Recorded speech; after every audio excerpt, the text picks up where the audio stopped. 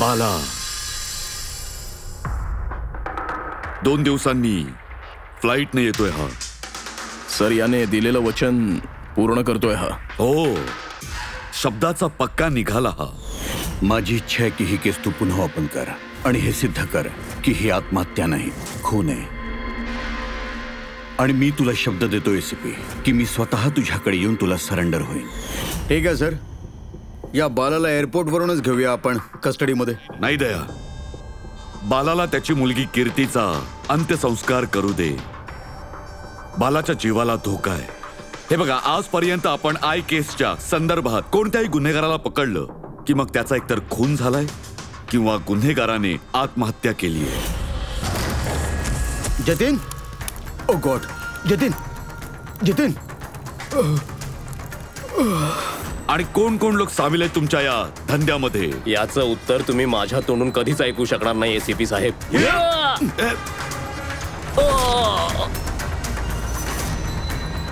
Sir, sir हा तर मेला.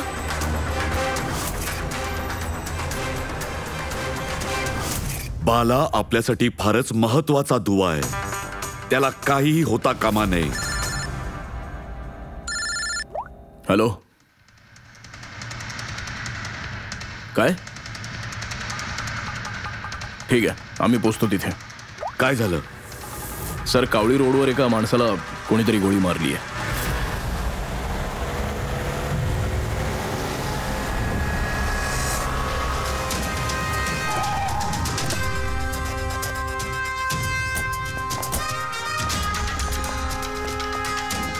सर, जो मेला त्याचं नाव आकाश कुमार होतं.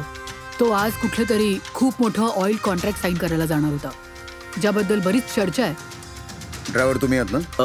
होय सर. हे सगळं जेव्हा घडलं तेव्हा गाडी चालत होती? सर, गाडी अंदाजे 70-80च्या स्पीडमध्ये चालत होती आणि हे आकाशजींचे बॉडीगार्ड आहेत. काच फुटण्याचा आवाज जसा यांनी ऐकला, मला ब्रेक मारायला सांगितला आणि मी ब्रेक मारला सर. मग जेव्हा गोळी झाडली तेव्हा जवळपास कोणाला पाहिलं का? नाही सर, इथे जवळपास कोणीच नव्हतं सर.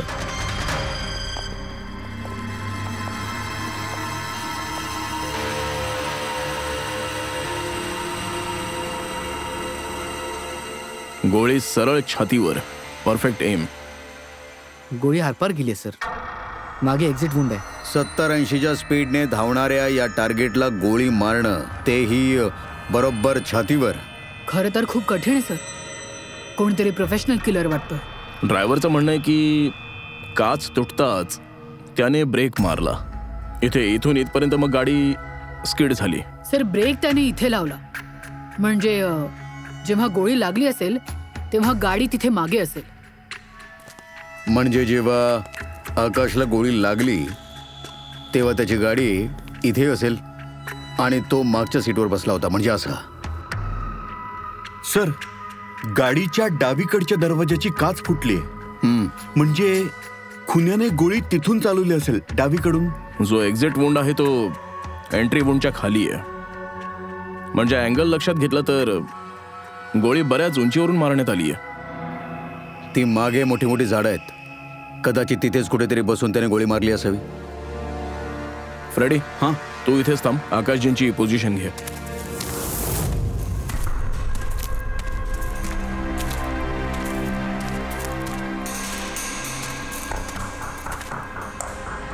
इथून तर क्लिअर शॉट नाहीये, अजून वरून मारली असेल.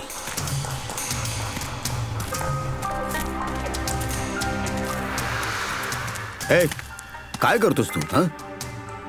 कुठे चाललायस? कुठे? सर, ह्या झाडावर. अरे बाबा, याच्यावर फांद्या बिंद्या काहीच नाहीयेत. याच्यावर कुठे चढणार तो? हो सर. पंकज, याच्यावर ट्राय कर. सांभाळून चढा.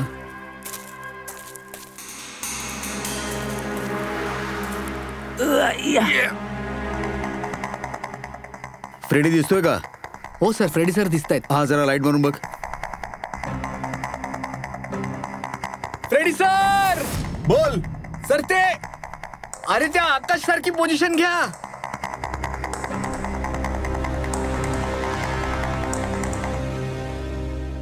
सर, क्लिअर शॉट आहे. पोझिशन ठीक आहे? अगदी परफेक्ट आहे सर. सर, स्नायपर गनचं शेल. हे बघा, याचा अर्थ खुनी या झाडावर त्या गाडीची वाट बघत होता. गाडी समोर येताच लागलीच गोळी चालवली. तर या खुन्याची नजर तर फारच तीक्ष्ण आहे. नाही पूर्वी, हे बघ, अगदी स्वच्छ आहे, नुकतंच पडलं इकडे. कदाचित खुन्याचं असेल. अरे सर, मी खाली येऊ? हो, तर तिथे काय करणार? ये खाली. हा खुनी एक्सपर्ट स्नायपर नक्कीच आहे, पण बरीच वर्ष हे काम करतो असं वाटतंय. नेम घेता घेता डोळे धुसर झालेत, तर डोळे साफ करण्यासाठी याचा वापर करत होता. काय आहे हे सर? Fresh contacts. डोळ्यात घालण्याचं हे लुब्रिकंट आहे, दूरवरचं दिसण्यासाठी वापरतात. Fresh contact. आता हेच आपल्याला पोहोचवेल खुन्यापर्यंत. सर, हा फ्रेडी, आम्ही त्या आयड्रॉपच्या बाटलीचा बॅच नंबर ट्रेस केला. मग काय माहिती मिळालं? त्या बॅचचे आयड्रॉप्स खारच्या 3 मेडिकल स्टोर्स मध्ये सप्लाय झालेले. मेडिकल स्टोअर मधून आम्हाला 3 लोकांची लिस्ट मिळाली आहे ज्यांनी हे आयड्रॉप्स विकत घेतलेले. गुड. सर, अशी 45 माणसं आहेत, पण एक कस्टमर वेगळा आहे.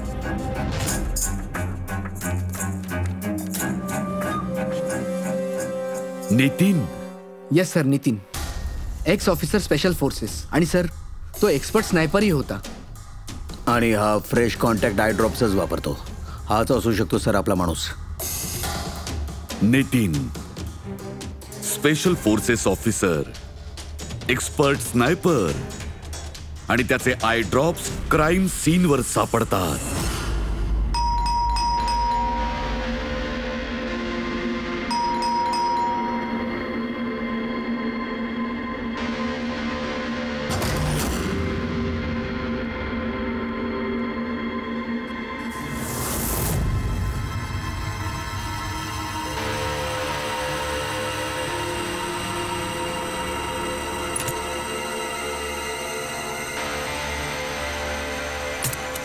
अभिजित,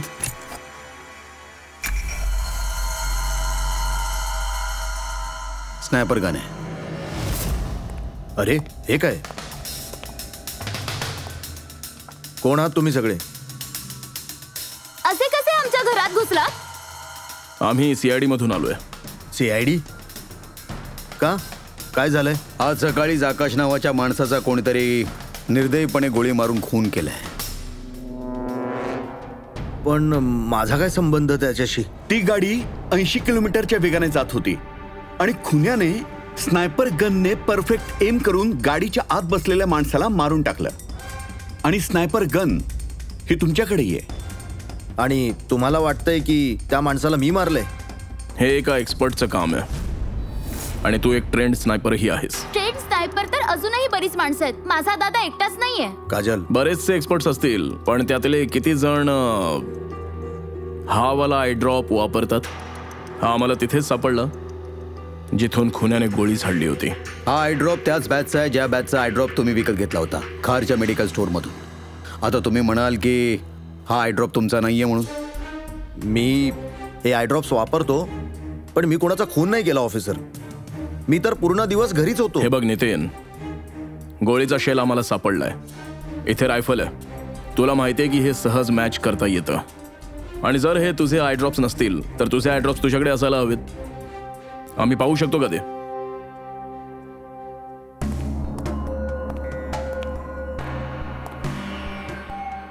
सर, आम्हाला माहिती आहे की तुम्ही तुमची ड्युटी करताय, पण मी पूर्ण खात्रीने सांगू शकते की माझा दादा असं कधीच करू शकत नाही.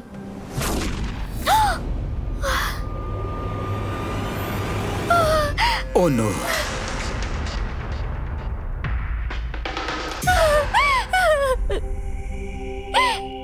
हे सगळं खरं आहे की हे सगळं मीच करतोय, पण माहित नाही कसं. कदाचित मी वेडाव होतोय की काय, काही लक्षातच येत नाहीये. असं वाटतं की एखादं भूत घुसलंय माझ्यामध्ये, आणि या भूतापासून सुटका मिळवण्याचा एकच मार्ग आहे माझ्याकडे.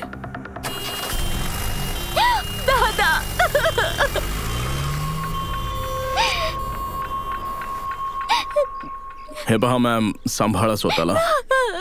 मला माहिती आहे की ही योग्य वेळ नाही आहे बोलण्याची, पण आम्हाला तुम्हाला काहीतरी सांगायचं आहे. ही सुसाईड नोट. काय सांगायचा प्रयत्न करत होता नितीन? काही सांगू शकता का तुम्ही?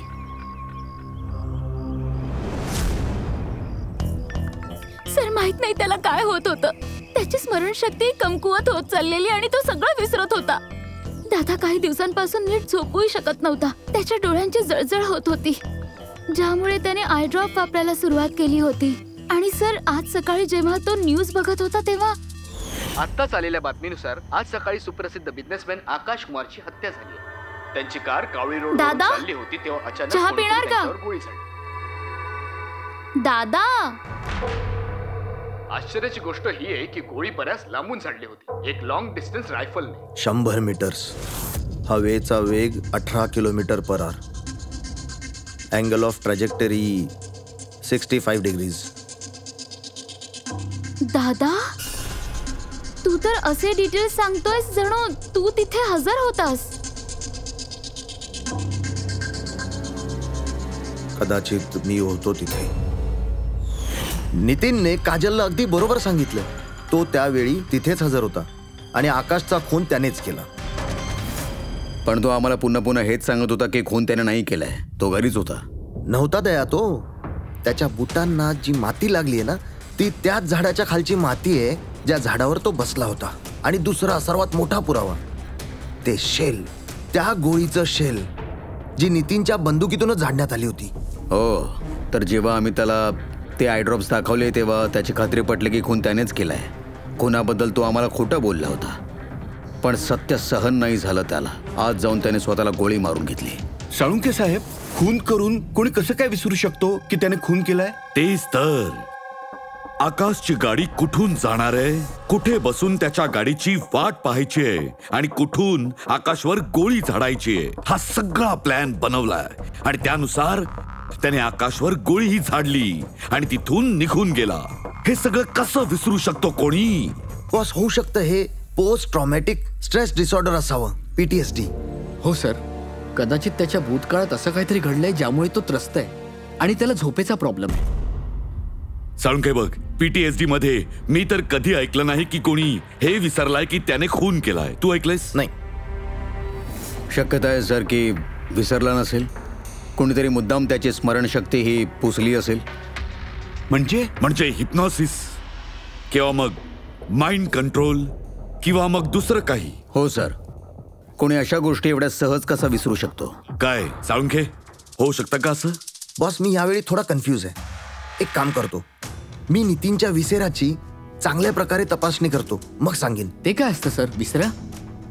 पंकज, आतल्या अवयवांना चांगल्या प्रकारे चेक करणं. बऱ्याच वेळा वर पाहिल्यावर गोष्टी समजत नाही, पण आतले अवयव, कोणत्याही माणसाचे आतले ऑर्गन्स खरी गोष्ट सांगून टाकतात. बॉस, बघू तर खरं की असं कोणतं भूत होतं जे याच्या आत घुसून बसलं होतं. घ्या, धरा. 3दा परिक्रमा करा. ओम देवताभ्य योगीभ्य सर्वदेव. खूप प्रेम करायची काजल आपल्या भावावर. एक दिवसही थांबायला तयार नव्हती नितीनच्या बॉडीजवळ. म्हणून तर साळुंखे साहेबांनी बॉडी हँडओव्हर केली. फक्त याच्या इंटरनल ऑर्गन्सवर तपास सुरू आहे. बघू आता काय कळतंय. नितीन सारख्या समजूतदार माणसाने अचानक खून कसा काय केला?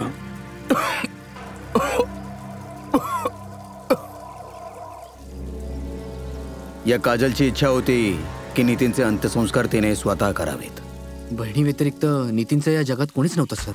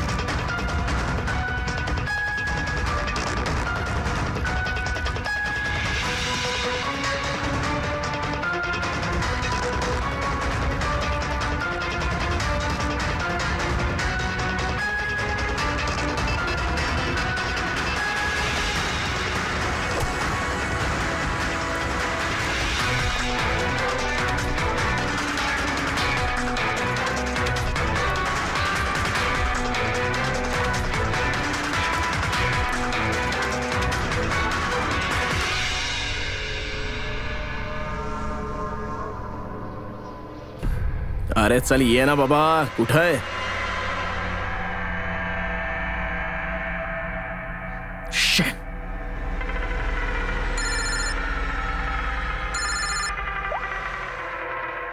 हा दया.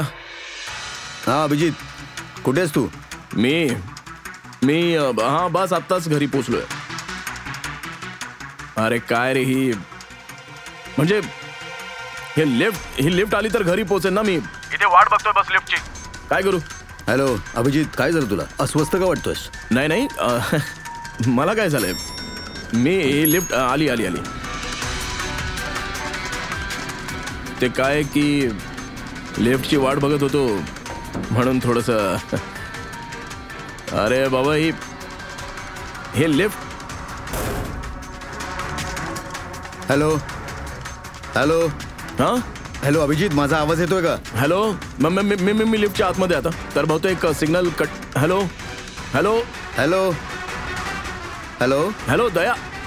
शा, हा फोन आहे की? हॅलो हा दया, तुला आवाज येतोय का आता? Hello hello hello. हा काय झालं, सगळं ठीक आहे ना?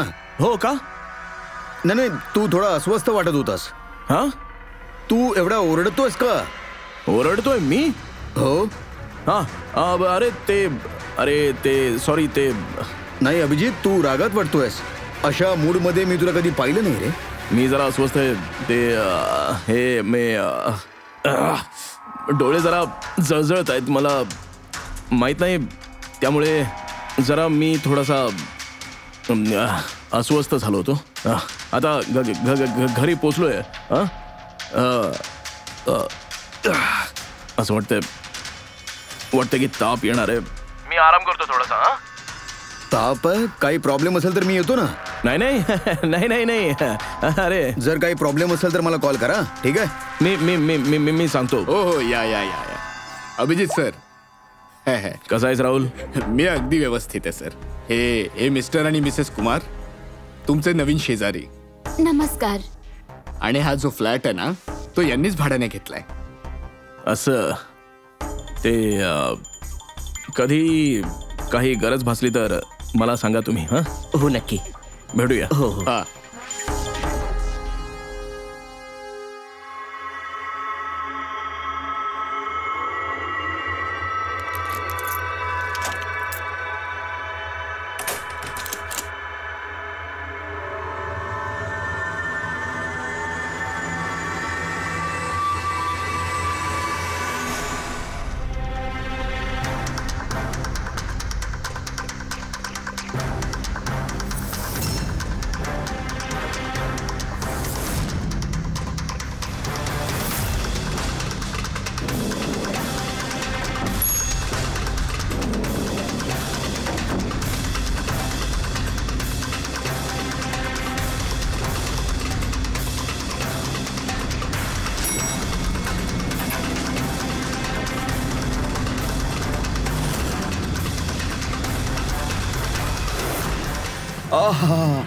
अरे पंकज, अशा रात्रीत गरमागरम वडापाव खाण्याची मजाच काही और आहे.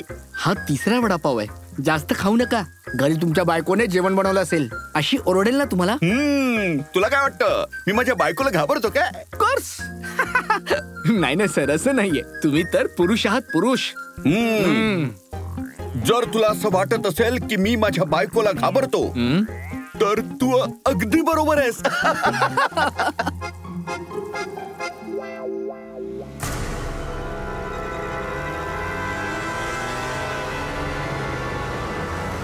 अरे अभिजित सर. अभिजित सर, मला बसू तर द्या. अरे चल.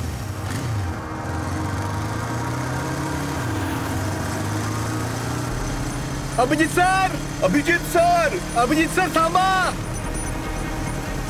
अभिजित सर थांबा.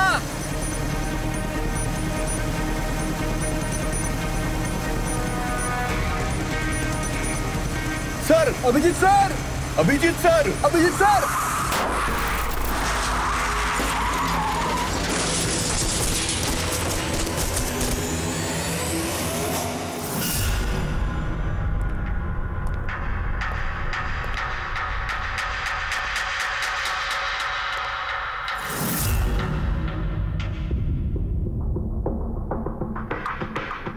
काय झालं? हे या जखमा कसल्या? अपघातामुळे सर. अपघात? कधी? कसं कसं घडलं हे? सर, तुमच्या गाडीमुळे अपघात झालाय. काय? हे काय बोलतोयस तू? झोपेत आहेस की काय? सर. अपूर्वी. सर, अभिजित सरांच्या गाडीच्या उजव्या बाजूला स्क्रॅचेस आहेत. पाहिलत सर? पाहिलत ना? अभिजित सरांच्या गाडीने आम्हाला धक्का दिलाय. हे कसं घडलं? सर, तुम्ही हे असं कसं विसरू शकता सर? तुम्ही काल रात्री तुमच्या गाडीने आम्हाला धक्का मारला.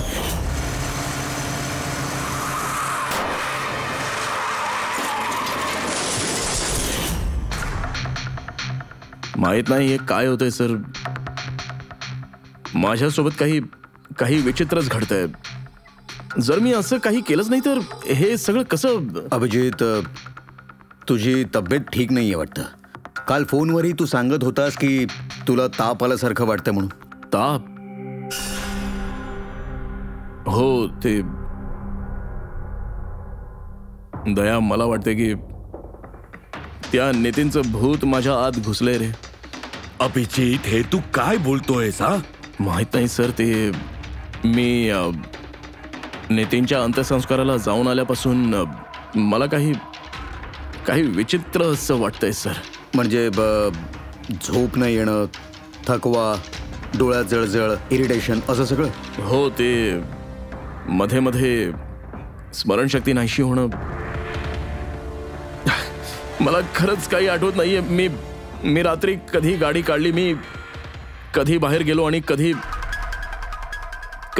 तुमच्यासोबत तो अपघात घडला. अगदी तसंच जसं नितीन सोबत होत होतं. त्यालाही आठवत नव्हतं की त्याने आकाशला मारलंय. अभिजित, काय झालंय तुला?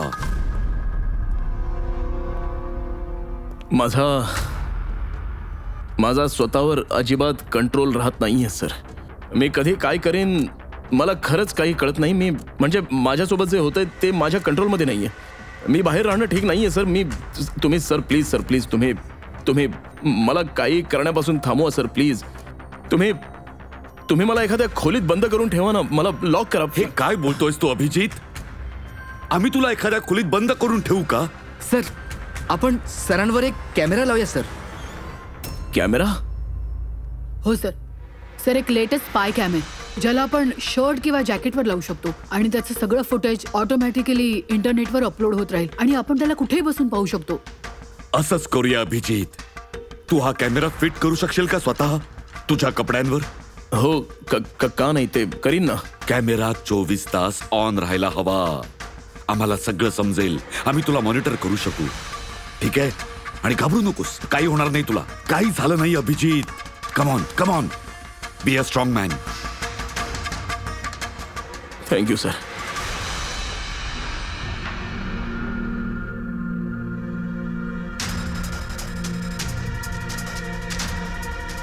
आय एम सॉरी मित्रांनो, मला माफ करा. अरे सर, तुम्ही जाणून बुजून थोडीच केलंय. सॉरी नका म्हणू ना तुम्ही. Sir, please. नाही.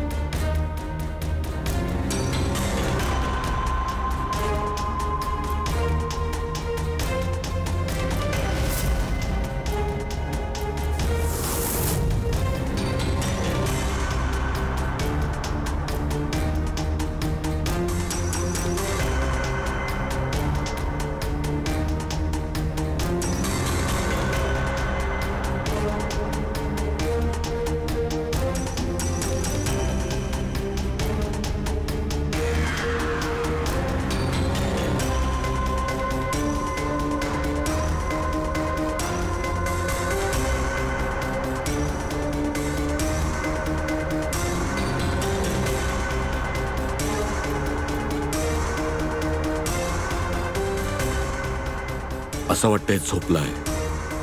तुम्ही जा आता.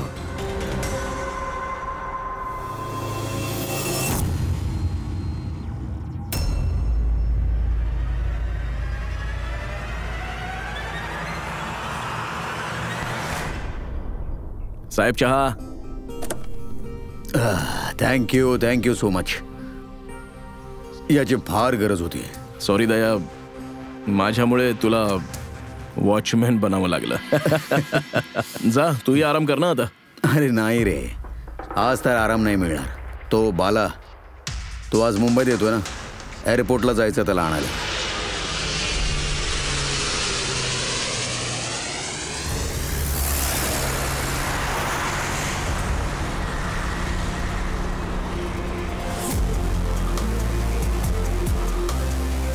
पाच मिनिटात आपण स्मशानात पोहोचतोय. पूर्वी त्याला फोन करून इन्फॉर्म कर की आपण येतोय. सर,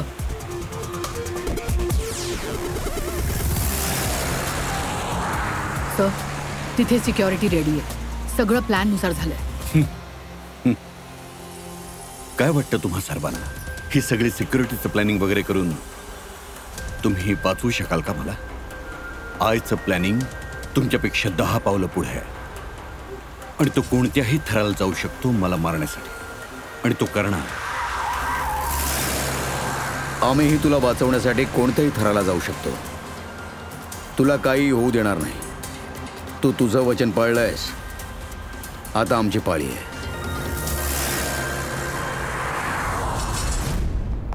अरे अरे, कुठे पळत चाललायस?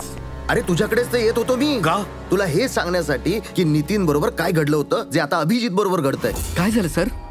दोघांना एक असं ड्रग देण्यात आलंय जे माणसाच्या मेंदूवर पूर्णपणे नियंत्रण मिळवतं आणि त्याला कठपुतळी बनवून टाकतं. जे तुमचं सगळं ऐकतील, तुम्ही जे म्हणाल ते करतील. खूनही? हो, खून, किडनॅपिंग, काही एनिथिंग. अरे कोणतं ड्रग आहे? काय आहे? बॉस, हे पांढऱ्या आणि पिवळ्या फुलांमध्ये मिळतं आणि हे फुल कोलंबियामध्ये उगवतं. तिथले लोक याला डेव्हिल्स ब्रेथ म्हणतात. अरे मी अशा कोणत्याही ड्रगचं नावही ऐकलं नाही. सर, याला झॉम्बी ड्रग या नावाने ओळखलं जातं, पण हे फारच दुर्मिळ आहे. हे मिळवणं खूपच कठीण आहे. पण मला मिळालं बॉस. नितीनच्या बॉडीतून मिळालं हे.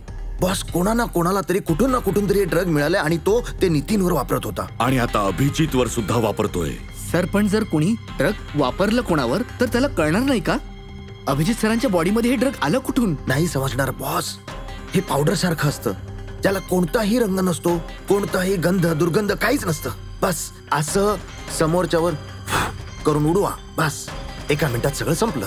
माय गॉड, शोधून काढावं लागेल कोण आहे ज्याला हे ड्रग मिळालंय आणि ज्याने नितीन तसेच अभिजितच्या चेहऱ्यावर उडवलंय.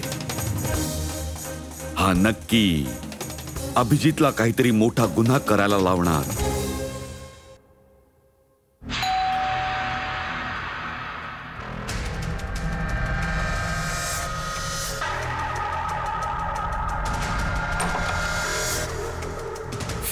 अरे तुम्ही, काही काम होतं?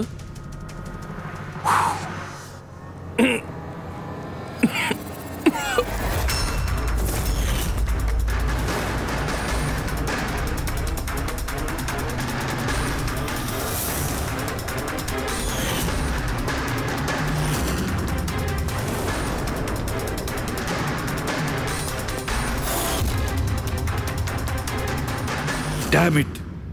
अभिजित, फोन उचल मित्रा. त्यांच्या लँडलाईनवर ट्राय करतोय पण फोनच उचलत नाहीयेत. बॉडी कॅम चेक कर, कदाचित समजेल तो कुठे आहे. बघ जरा. सर, हे तर गाडी चालवतायत. गाडी चालवतोय? कुठे चाललाय हा?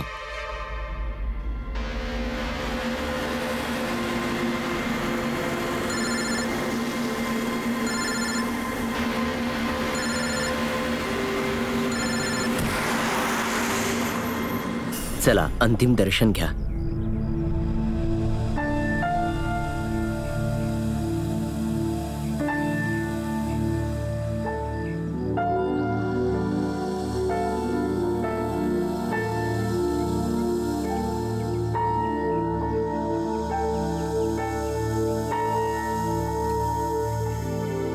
मला माफ कर पुरी,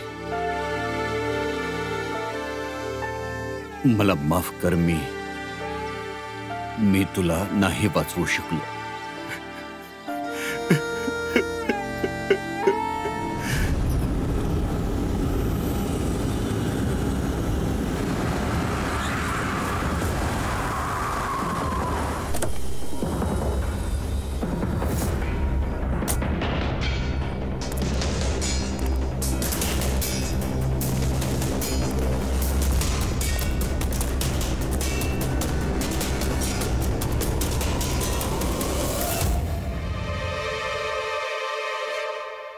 माय गॉड.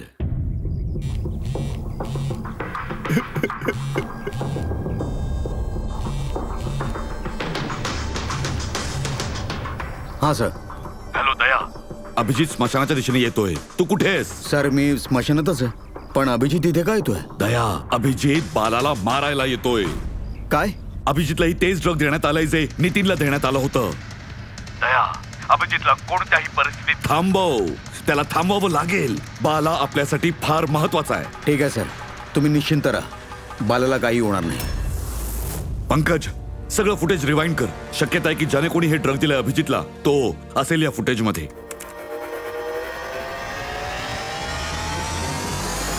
ओम देवताभ्य पितृभ्य. बालाच्या जीवाला धोका आहे हा बरोबर सांगत होता. पण इथे तर सगळे आपलीच माणसं आहेत. कोण मारणार त्याला? अभिजित. काय? जे ड्रग नितीनला देण्यात आलं होतं कोणीतरी तेच ड्रग अभिजितलाही दिलंय आणि या बालाला मारण्यासाठी पाठवलंय. आता अभिजित कोणत्याही क्षणी इथे पोहोचतच असेल.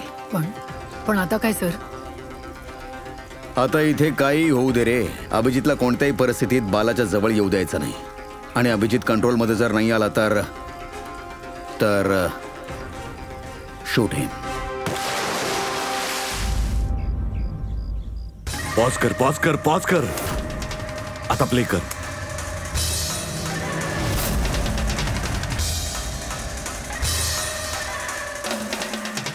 सर मी याला आधी कुठेतरी पाहिलंय सर. कोण आहे हा? कुठे पाहिलंयस याला?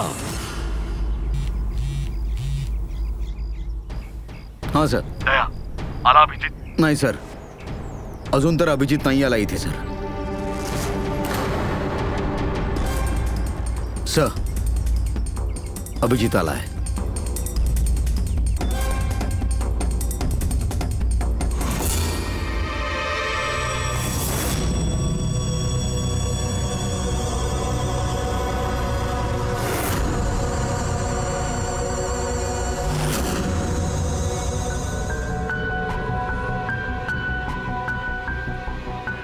अभिजित थांब अभिजित.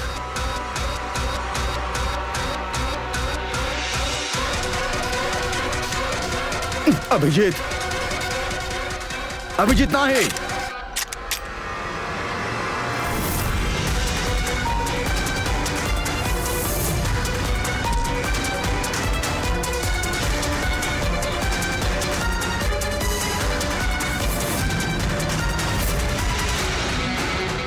नाही.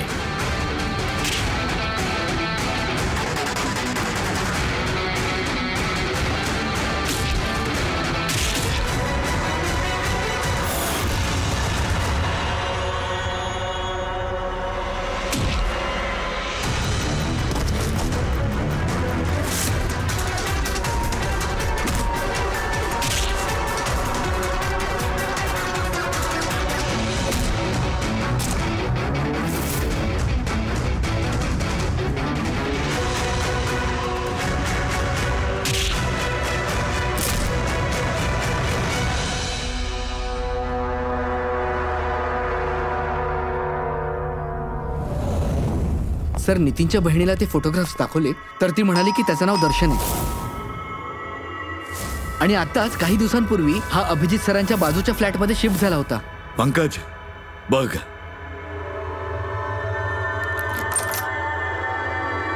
माय गॉड. पंकज, आत दर्शन आहे.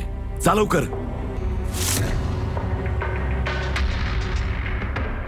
सर हा जिवंत आहे. मग लवकर ॲम्ब्युलन्स मागव. दर्शन हे बघ. दर्शन घाबरू नकोस. काही नाही होणार तुला. मला काहीतरी सांगायचं आहे सर. काय सांगायचंय तुला? मी आईसाठी काम करायचो.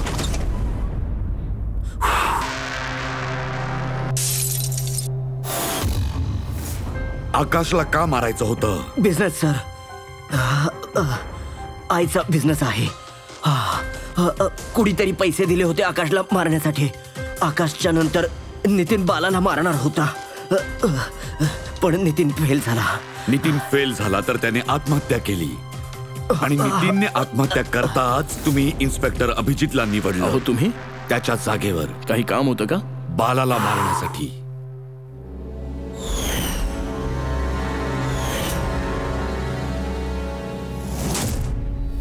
दर्शन सांग, कोण आहे हा आय?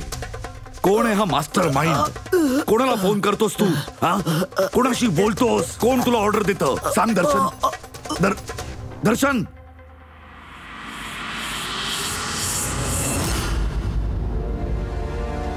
तू ठीक आहेस ना? मला विचारतोयस तू?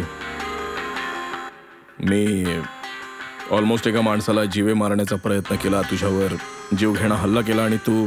अरे मित्रा, मीही तुझ्यावर हल्ला केलाच ना. हल्ला नाही, तू मला गोळी घालायला हवी होतीस. अरे तू तुझं काम करत होतास, तुझी ड्युटी करत होतास आणि मी माहित नाही काय करत होतो.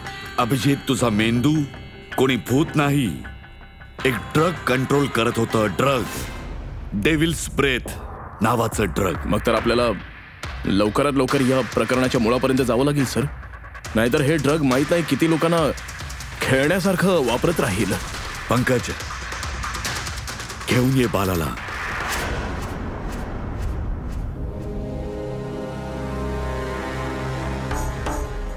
बाला, तुझ्यावर माझ्या एका ऑफिसरने जीवघेणा हल्ला केला.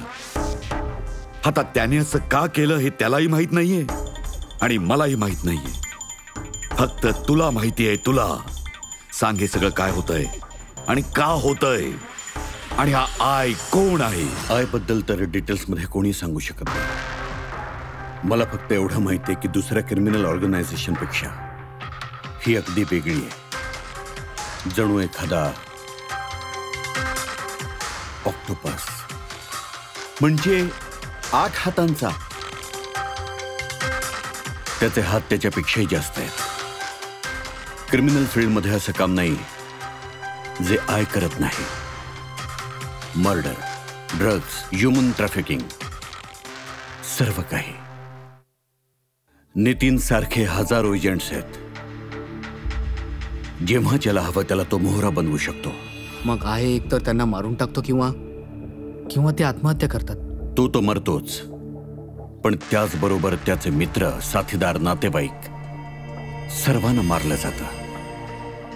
आयशी गद्दारी करणाऱ्याच्या गुन्ह्यासाठी त्याचे हात पूर्ण जगात पसरलेले. त्याला हवं तेव्हा, हवं तिथे, हवं त्याला तो उडवू शकतो. तू एक गोष्ट विसरतोयस. ऑक्टोपसकडे भलेही 8 हात असले तरी मेंदू मात्र एकच असतो. तुमच्या या आय ऑर्गनायझेशन मध्ये कितीही माणसं असू दे, जिथे कुठे पसरली असतील, पण मास्टर माइंड तर एकच असणार. अगदी बरोबर बोललात तुम्ही. मेंदू तर एकच आहे, पण तो 10 मेंदूंच्या तुलनेचा आहे. फारच तीक्ष्ण. तुझ्या या मास्टर माइंड बद्दल तुला जे काही माहिती आहे, आम्हाला ते सगळं ऐकायचंय. आय बद्दल मला जेवढी माहिती आहे ती सगळी मी तुम्हाला देईन. पण माझं म्हणणं जर ऐकाल तर आय सारख्या ऑर्गनायझेशनला संपवणं सोपं काम नाहीये. त्याची नजर पूर्ण जगावर आहे. त्याच्या नजरेतून कोणीही वाचला नाहीये. मला तुझा हा मास्टर माइंड आमच्या कायद्यांना मानत नाही. ठीक आहे, तर मग आता बघच. तुझा हा ऑक्टोपस सारखा मास्टर माइंड, द आय, त्याच्या डोळ्यात आमचा हा कायदा कशी धूळ फेकतो ते.